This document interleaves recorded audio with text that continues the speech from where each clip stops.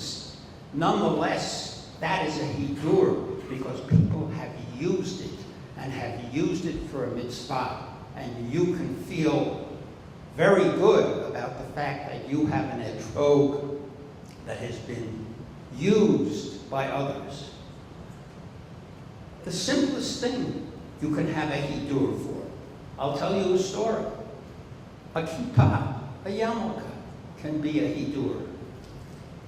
I'll show you, I have here a sample of a kippah that I view was a kippah that was used for a Hiddur mitzvah.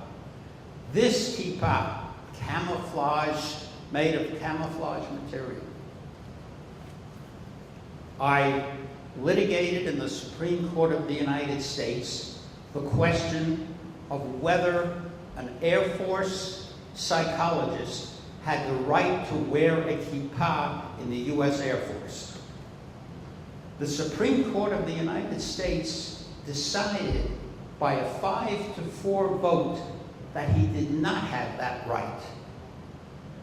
What can you do in the United States if the Supreme Court decides that there is no constitutional right to wear a kippah?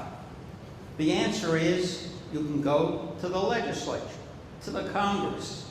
As a matter of fact, former Chief Justice Aaron Barak here in Israel has said frequently, if the Knesset disagrees with me, I challenge them. Let them go out and overrule my decision.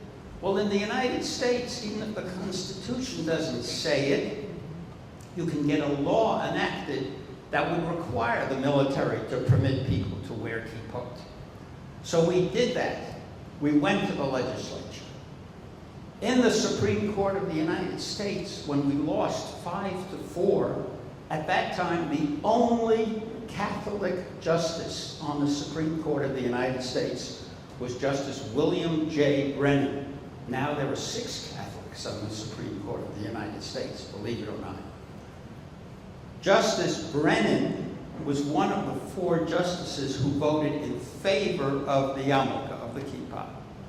And he said at the end of his opinion, although the Supreme Court has decided today that there is no constitutional right to wear a kippah, I hope that Congress will change this and Congress will pass a law. We went to Congress, we tried to get a law passed. It passed the House of Representatives, but it was defeated in the Senate because various United States senators, including some who were Jewish, said, no, you shouldn't have a right to wear a kippah in the military. At that time, a Jewish chaplain went down to a location that the United States won a quick war on. That's happened very seldom recently, but nonetheless, the United States won a war in Grenada. And this chaplain went to Grenada, and he made a kippah of camouflage material. This kippah, when we found out about it, we said, that's a brilliant idea. We had a senator's office send out samples of this kippah through the whole Senate. And the next time the Senate voted, it voted in favor of allowing or requiring a yarmulke or a kippah to be worn in the Air Force. The congressman who had introduced the bill, I had drafted it and worked with the Congressman Steve Solars from Brooklyn, wrote a letter to Justice Brennan in which he said, Dear Justice Brennan, I just want to let you know that Congress has passed a law requiring the military to allow the wearing of a kippah. P.S., he said in the letter, I am enclosing a sample of a camouflage yarmulke that was distributed in the Senate and that helped get the law passed. Coincidentally, entirely coincidentally, that week I got a call from Justice Brennan's chambers. I knew him because I appeared before the Supreme Court many times. And I was told that Justice Brennan was coming here to Jerusalem. This was the one trip he made to Israel to get an honorary degree from Hebrew University. And they asked me whether I would come to speak with Justice Brennan about who he should speak to in Israel what courts he should visit with. Of course, I agreed. I came over, met with Justice Brennan. We talked about Israel and the courts here.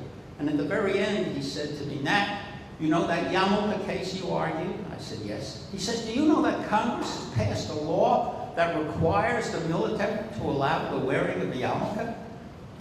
I said, honestly, Justice Brennan, I drafted that law. He said to me, well, I got a letter from Congressman Solars the other day.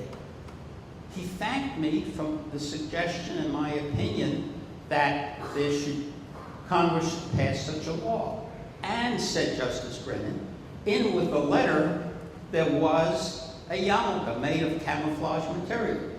And Justice Brennan says to me, Nat, my secretary brought in the letter. I read it. I saw the yarmulke. It looked so inviting, I put it on my head. And, says Justice Brennan to me, Nat, would you believe I forgot I was wearing it? And I wore it the rest of the day in my office. At the end of the day, says Justice Brennan, now it's our luck that the first justice of the Supreme Court to wear a yarmulke was a Roman Catholic. But he says, at the end of the day, I went downstairs to my car, drove home. I was home for 5 minutes before my wife said to me, Bill, what do you have on your head? I felt up there, says Justice Brennan to me, it was the yarmulke. It was very comfortable. I said to him, take it with you to Israel. You'll find it useful.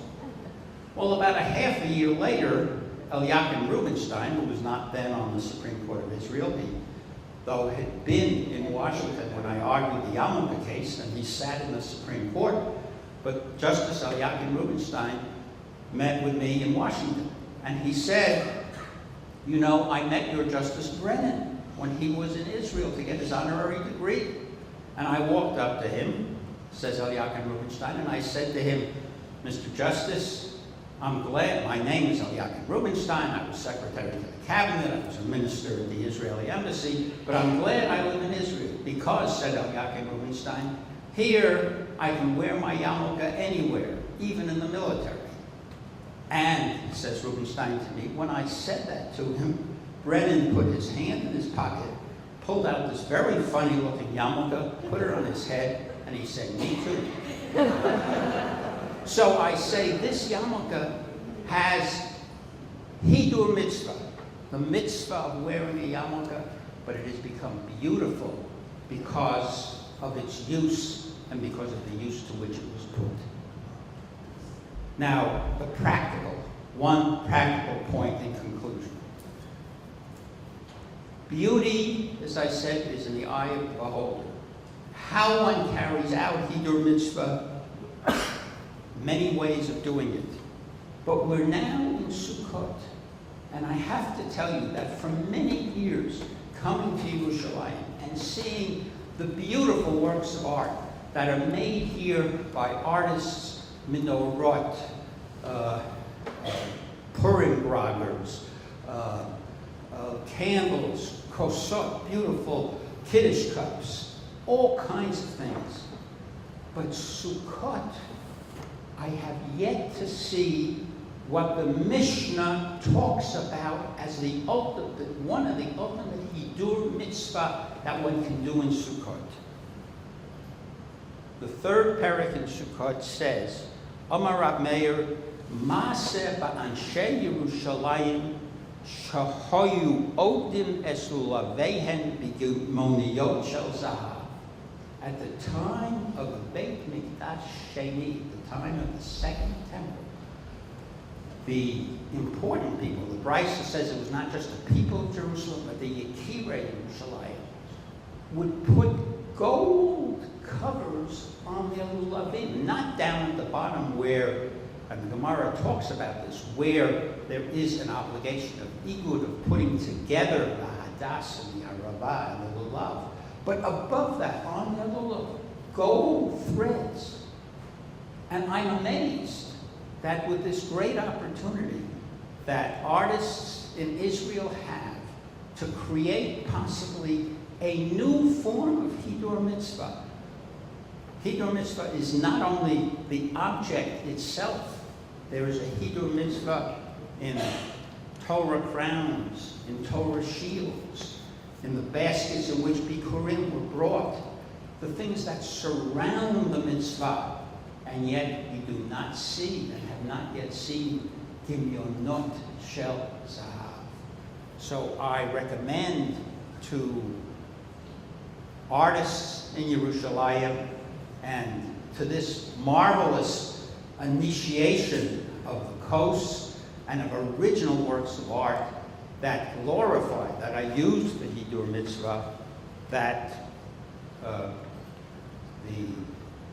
next possible step in terms of Hiddur Mitzvah that can be originated here in Yerushalayim is to make Gimyonot Shel Zahav for Yerushalayim. Thank you.